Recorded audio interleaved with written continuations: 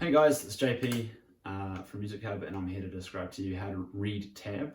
And so this is a resource that you can come back to over and over again if you're ever confused about how to read tab, and hopefully this will help you with that. So here is some tab that I've written, and now I'm holding it the right way. And on this we can see a few different elements. So we've got these lines going across the page, and we've got these numbers written on the lines. So those are the two key elements of tab. Now let's talk about what they are. The lines going across the page are the strings, and the numbers written on the lines are the frets that you play with those strings. Let's go a little bit further into that.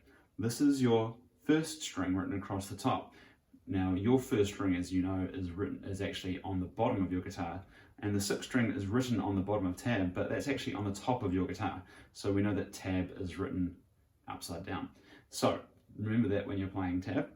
And the zeros here might be a bit confusing, because if it's a fret, then which one's the zero fret?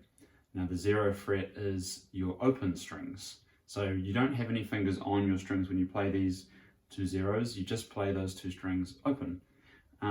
When there's numbers stacked on top of each other like this, it means that you play play two strings at the same time.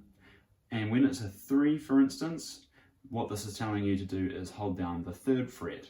And if it's on 2 strings at the same time, then you're going to hold down the 3rd fret on 2 strings at the same time. You can do this with more than one finger.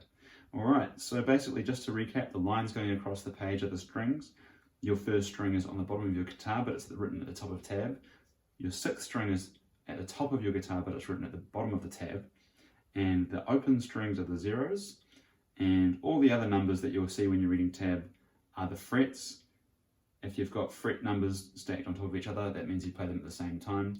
And the number of times that you see numbers occurring on the tab is how often you play them. So that gives you some indication. Okay, well, all the best with your guitar playing, and I'm sure I'll be hearing from you soon. Thanks.